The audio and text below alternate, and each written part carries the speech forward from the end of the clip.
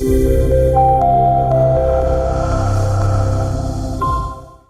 let's All get right. right into this, guys. We've got about 20 minutes, but we can get a lot done here when it comes to planning for 2022.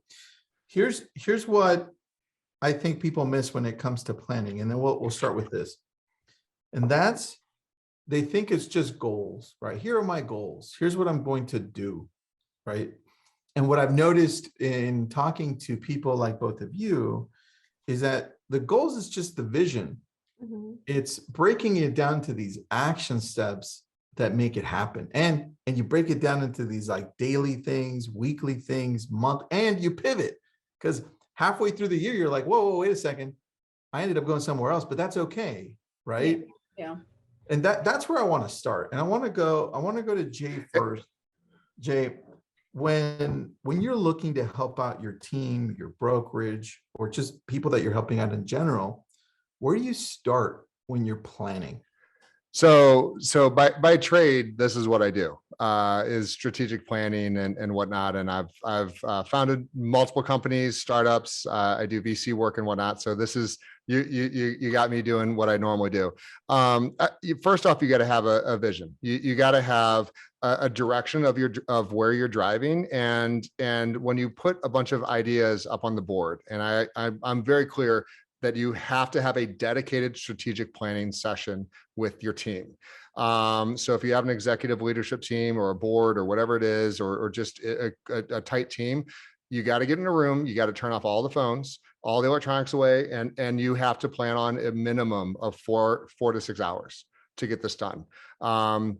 The agenda coming in to that strategic planning is the crucial. Meaning that you need to know where you're going, what are your metrics for success, because not everybody, when you go into strategic planning, thinks the same thing. Some people think if I just sell $100 million of homes, like that's success, and then you need the other person to say, well, how much are we going to make on that?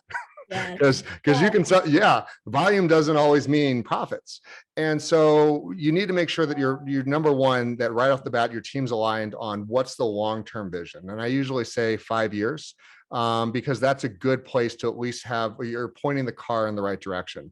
And then I start working backwards. So generally, the most I can do is 30, 60, 90 days. 6 months, 12 months, 18 months. That's as far as I can go. So even though I have that 5-year stretch goal out there, I'm just, as you just said, there's some very short executable items that are right in front of your face that you have to execute and stay aligned to this. And the pivot's a big thing, because you may get 60 days into that plan and markets change, things happen, interest rates go, and you always have to be able to come back to that plan and say, this is what we're doing, because distractions and low-hanging fruit will crush anybody, no matter how good you're doing. And so there's a lot of tools that we use, such as quadrants, which I don't know if you guys are familiar with, to make sure that we're actually working on the important and urgent items, and not working on the unimportant and urgent but unimportant, which is the fires that everyone has in their office, that really are meaningless and distract everyone from long-term goals. I like that, dude. That's a very concise answer. I like it. You kind of took us through the whole process in like 2 minutes. That was a 3. Well, we can dive deep into every one of these, because there's like I said, there's a lot that goes in there, and I do want to say, as we get going, and Janky, as well, you have to have buy-in, because no matter what plan you come up with, if your team, if your company, if your leadership is not on board with it, it doesn't matter. So being, these rogue entrepreneurs that like, oh, I'm going to go against the grain and they'll figure it out. Sorry, it works in the movies. It doesn't work in real life. The funny thing is, this morning my brother called me and I was having this conversation with him, and he says, how do you do your economic model? And he goes, I just don't know. And he's into IT. And he just doesn't have a roadmap. I'm like, what is your roadmap? Have you done your business planning? What does your SWOT analysis say? And he's like, huh? And I said, and you're running a company? Come on, let's get with it. What is your 5-year goal? What is your 6-month goal? Start today. What is your 30-day goal? What is your goal today? Do you do mindset? Do you do affirmations? I think it's so important even when it comes to business planning, we need to have these aligned, right? We need to have No, and you said a terminology that you should explain, which is SWOT. SWOT analysis, right? Yeah. You have different quadrants, right? And in those quadrants, what is your meaning? What is the purpose of that quadrant, first of all? And what is your what do you want to expect out of that quadrant? That one quadrant, right? So you have these 4 quadrants, and you got to like understand that, and then from there dive deeper with your leadership team. And like you said, you need the buy-in. You need the buy-in. Yeah, So Get that leadership member.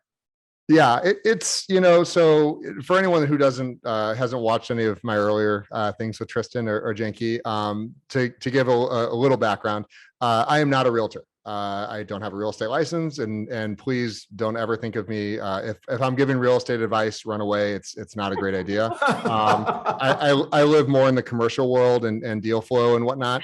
But my wife and I own a portfolio of real estate related companies, residential, commercial real estate brokerage, marketing companies, and all these things. So when I say that I'm coming at it from a very analytical standpoint, I don't ever talk about number of homes sold. I don't talk about, I'm talking about efficiencies. I'm talking about the culture that you need to create a valid selling environment. Because one of the things that we do is we have 100% buy-in with our agents. And we have a combination of both W-2 and 1099 agents. And Tristan, we haven't said this yet. This is our 3rd year in business, and we're going to close just over $100 million in business. We only have 37 agents. Wow. So and you're in St. Louis too, right? We're in St. Louis. So yeah, you can do that in like 2 homes out there in LA. That's why I had to point it out. St. Louis. Yeah. So that actually puts us in the top 3 for the entire state. So that's half of us, Tristan. I mean, like for you in Southern California and all the areas before us here in Northern California, that's probably half of 100 million. Yeah.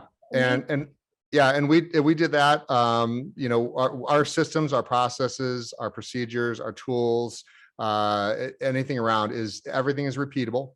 Everything is executed exactly the way we want it. There was an agent that was just in with HR. We have HR, we have legal on site. And we do performance improvement plans.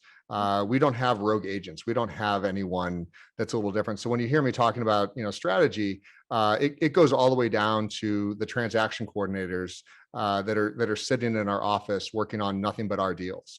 We look at the symbiotic relationships that we have between the marketing companies, the web. Chime is like all of this runs on Chime, by the way, which is why they have me on all the time.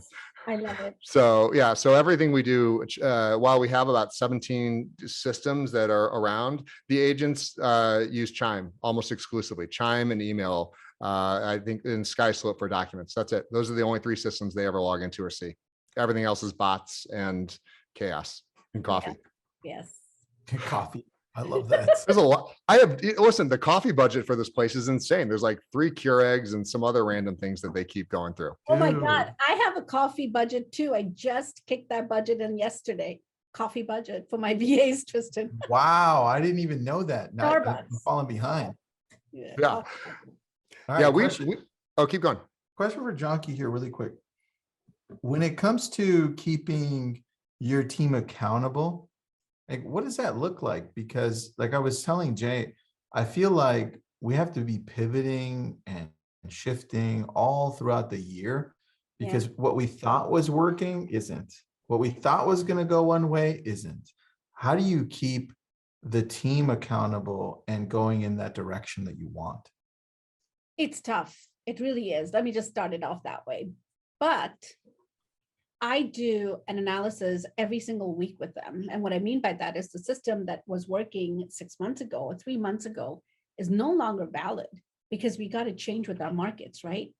And with the system that yesterday or day before yesterday, I had to change how buyers come in and what is the first point of contact with the phone appointments, and then from there, how do we take it? But we had to pivot our system a little bit because it's cooling down a little, right? Because of low inventory. So we got to keep our market in place, and we have to change our systems according to the current marketplace. And what we did is we added a little bit of a few steps. When the appointments are set, what is the next step? Well, next step was to give it to a preferred lender, but no longer am I doing that. We had to shift that. So you constantly have to work on your systems. It's not just set and go, right? So how do I hold them accountable is basically checking in with them every few hours, not me, director of ops, and says, okay, give me numbers. What is the problem? What is the conversion problem you're having? Are you facing a lot of voicemails? What else can we add besides emails and text messages going out, and you constantly getting voicemails? What else can we do? Can we do a slide dial, right? Can we just dial and hang up, or send a text message by saying their first name in the subject line? We got to think creative. So the accountability comes in and kicks in when we think creatively. So we have to kind of go away from the norm, so to speak, like dial and that's it, and put it in a attempted contact pipeline. No, why is it attempted contact pipeline? When a lead is converted from a phone appointment, when they talk to me and they're converted, look at me, I'm diving into the system. But that's what I'm so passionate about. I dive into it. But when you convert it and then I talk to them, then we give it to preferred lender. What happens? They're in space. They're in the cloud. What happens? Are you not following up? What's the next steps? And why did you not follow up? That's where the accountability comes in.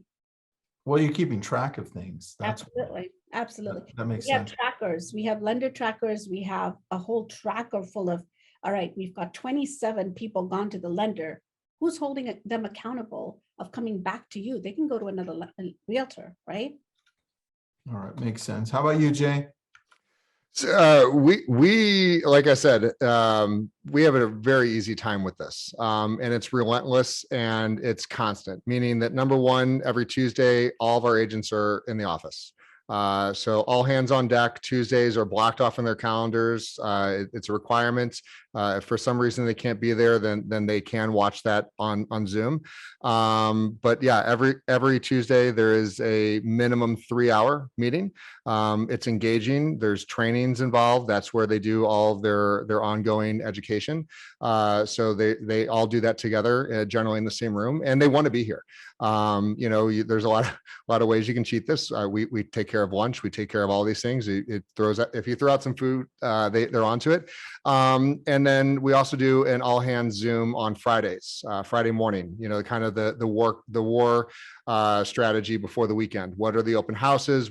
Who needs coverage? What are the cases is? So we literally take this from a very strategic side and say, the client is most important. We understand there's going to be gaps. How can we fill those gaps? And when you have a number of agents and they're all on Zoom talking about what, it's roll call. What are you doing? Where are you going to be? What's your availability? And those notes are then taken and uploaded into our one of our servers.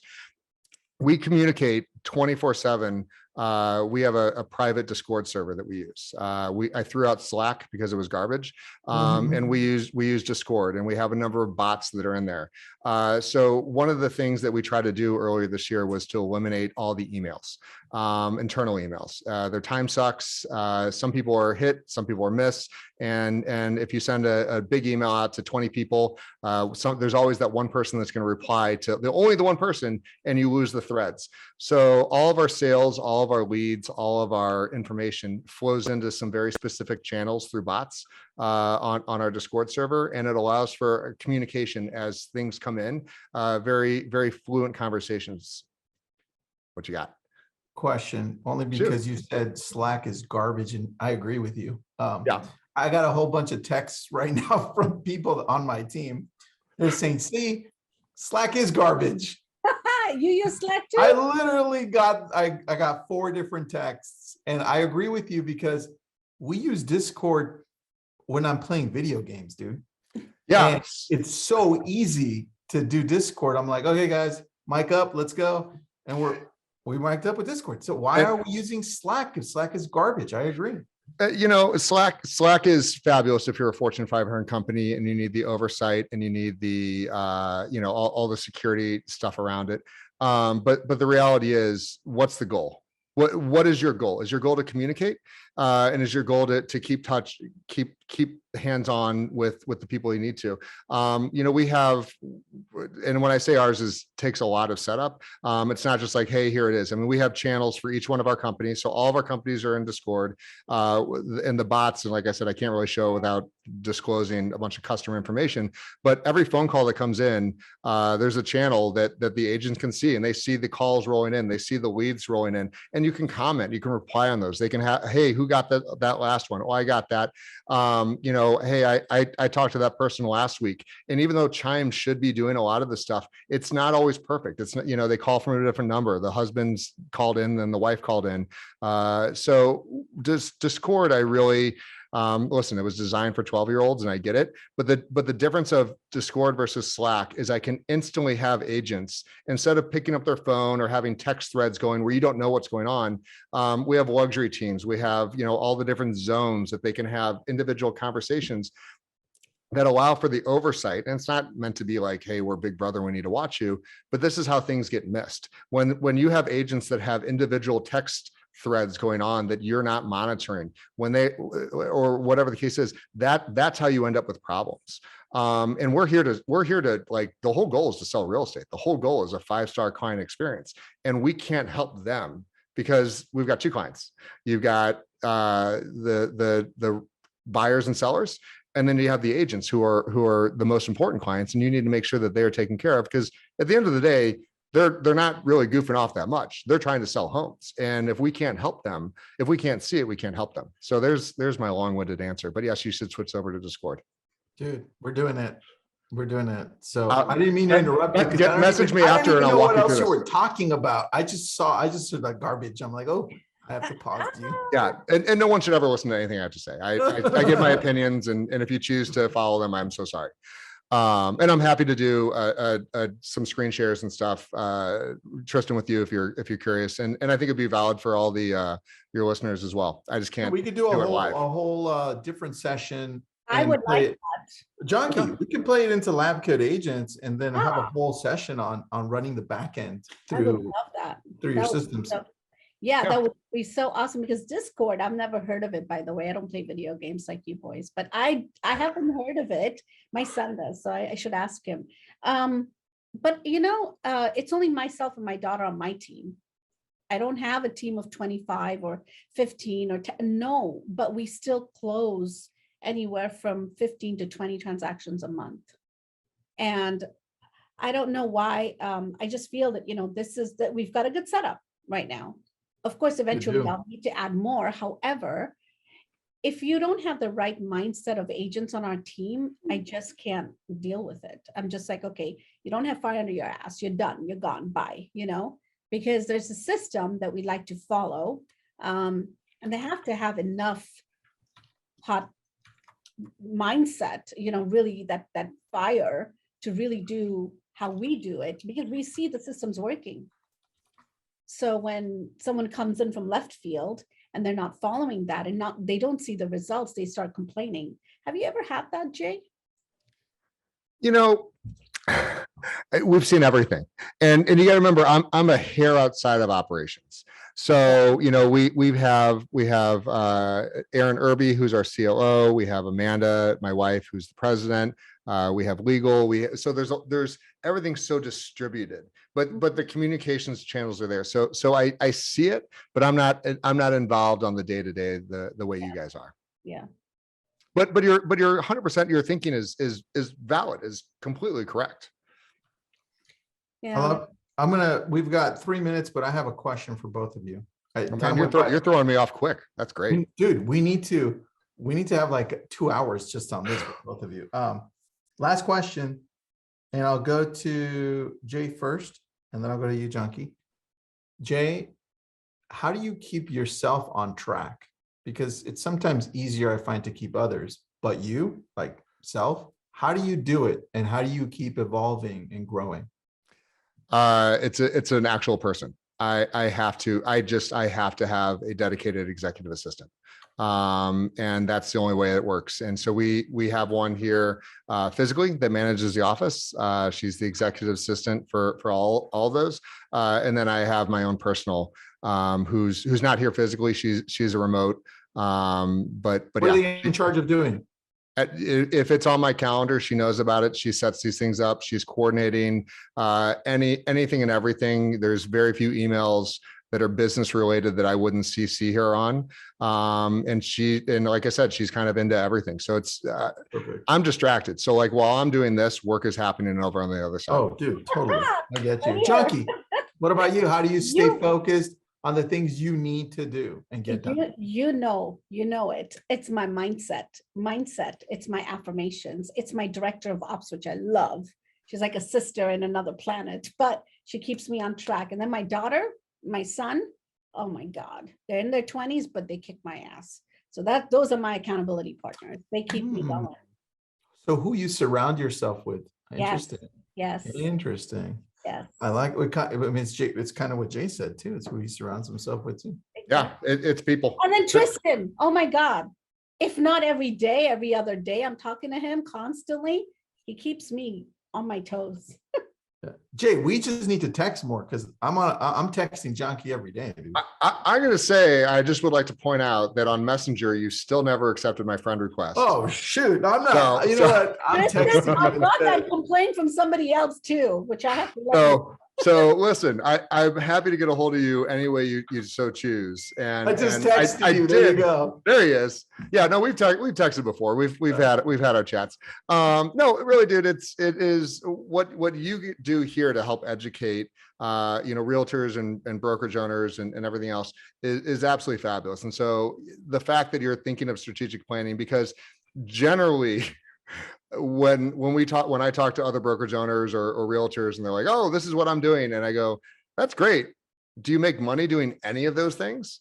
And the answer is like, well, yeah, we're going to do really well. And I said, well, how long you been doing this? And they're like, well, I've been at it 10 years. I said, you do realize that if you came over here to our brokerage, that's what like one of our like new agents does in a year. Like, so the time blocking of what they're doing and how you're managing your day is so important. And the fluffy bunny stuff, I'm not saying it's not important, but you have to prioritize. Oh, it is. It's income producing activities that are in green, actually sage color on my calendar. It's sage. That's good. The last thing, and Jenke, you'll agree with this one. There's a lesson that everyone needs to learn here with planning, and it is always perfectly acceptable to say no. Oh, no is a statement. That's what my husband said to me. It's a full statement. It's a full sentence. No is a full sentence. Think about it. No, done. Period. Yep. I'm sorry, I can't do it. Yep. Yeah. Doesn't align with my plan. Doesn't align with this. And that's the thing that as you guys get into this, and because you remember when you deploy your plan that you do, which is this amazing thing that you're going to build with your team or small team, there's going to be people, oh, well, what about this? What about this? What about this? This is what we're doing. Yeah. This is where we're going. Right. We'll let you know if we need to do anything else. Dude, I love that. And I think a lot of people, fluffy bunny stuff. Junkie, you have to remember that to use that. Fluffy bunny stuff. I'm going to totally use that one. And I'm going to write it down. Fluffy it bunny. Is all yours. And again, it's real because easily it's like, oh my God, of course I want to go play with the bunny. Like that, here, I've got like my microphone is fluffy because it keeps my attention. Bunny. But it's not going to, you're not going to have an ROI. It doesn't have value. I know it makes you feel good, but there's a big difference between feeling good and putting money in your bank. Listen, one thing I want to say before we leave is if you're not uncomfortable daily and you don't have that big, hairy, audacious goal in front of you, your face to scare the shit out of you. Sorry for my language, but you're not in the right business. Yeah. That's it. You got to wake up with the mindset of what can I do today to make a difference in the next 30 to 60 days. Or your mindset hasn't caught up to where you really want to be, right? Exactly. Which we find a lot of people in that same situation. Adam says, my bank account holds me accountable. If I get pissed by what I see there, I need to get it in gear. I like that one, Adam. Yeah, it's true. Oh, it's so funny. It's so funny. Well, anything else you want to add?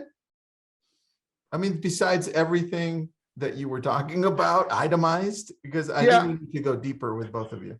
Yeah, listen, like I said, it is the one thing I'll say is that if right now you're saying, I want to know what my 2022 is going to be like, and things are going to come up. There's going to be new changes, regulations that everyone's going to be dealing with in this industry.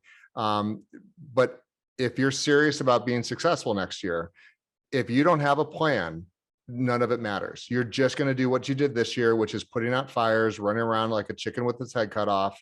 You have to have drive, you have to have vision, and you have to, really prioritize what those things are. And you can't have a list of 50 things.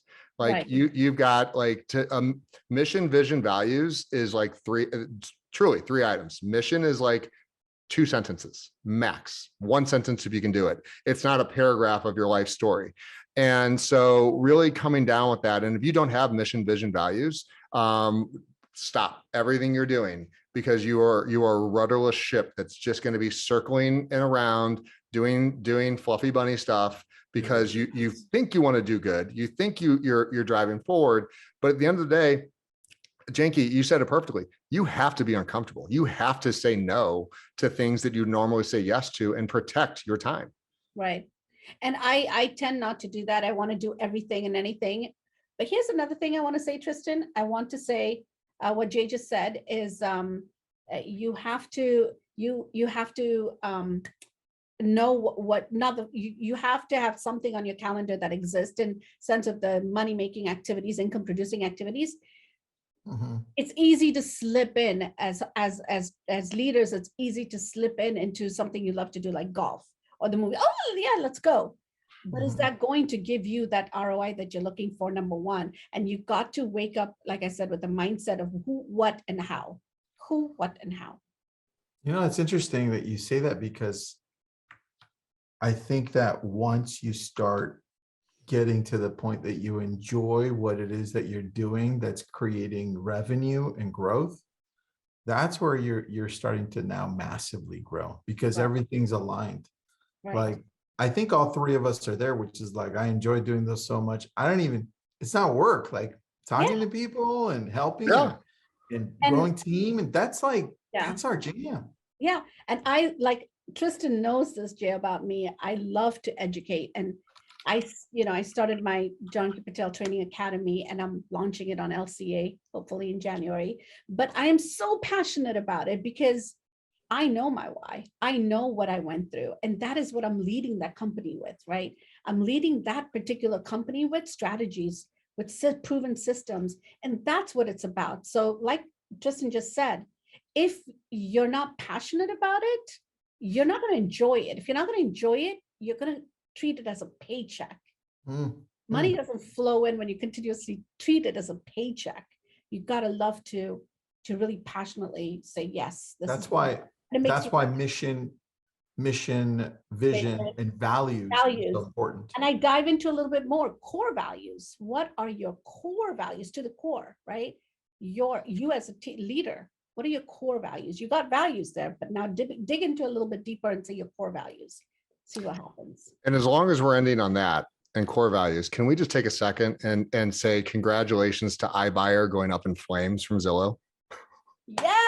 I just want to congratulate Zillow overall. They've had an amazing year. We appreciate all the hard work they've done to implode their company. See you later. I mean, I'm happy for Zillow. Good job, Zillow. Yeah, I mean, truly, they had the bull by the horns. They had everything they could have done with their marketing platform and their premiere. Like, had they just continued, they would have owned this market. There would have been no other way. We would have all been paying them marketing fees. And they did such a good job of just dividing their attention, bloating the company. And now you've got,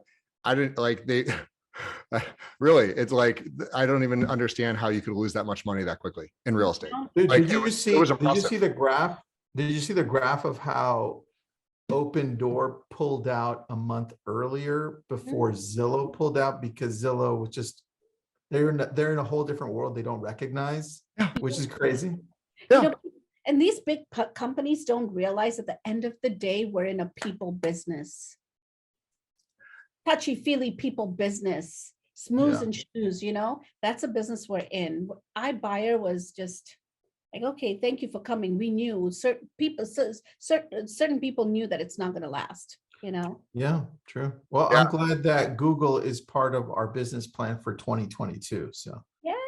Yeah, we're doing a bit more with Google, even though they're not the most, they've got their own problems. But it just goes to show, and you look at what Zillow did. I'm going to be very clear. They did a lot of strategic planning, and they brought in a lot of experts that had no clue what they were saying. No clue. So you need to understand, what works in your market, because I can tell you, if I took Tristan or Jenke's strategic plan and tried to apply it here in Missouri, it wouldn't work. And if they took what I'm doing out into California, they'd be missing out. Who knows? But you have to, again, and that was one of the things that Zillow just entirely missed, is they did these trials in some of the like easiest cities you could to just grab inventory, and they started it pre-COVID world and just kind of ramped it up when everything went up there. And so like you have to understand what works for you. And there's a million, advice and experts in this. If you don't buy into it as the leader of your own company, there's no chance you can sell it to not just your staff, but to your clients as well. Yeah. So really, like I said, that was what iBuyer did. iBuyer just thought like, we're so big, we can just do this. Right. yeah. And our Yeah, for clients see straight through you, they don't think they're dumb. They see straight through you. They know exactly what is what. So you've got to be genuine. And that's what I tell my daughter. She's my business partner. That's what I tell her. You have to be genuine in what you're doing, right? Because this is a business of people. This is a relationship-based business, so. I agree. Guys, that was awesome. I loved it. I even went over. So, and we only lost one person. It's beautiful. Fabulous. Guys, thanks so much. Let's go deeper into this. I want to know the back end of stuff, Jay. We're going to have Junkie back and we'll just talk about back ends. Hey, you got my number. Text me whenever you want. Thanks, guys. Text me. All right. I'll text you. Bye, guys. Thanks, Junkie. Thanks, Jay. Thank you, Tristan. See you guys. Bye, Jay.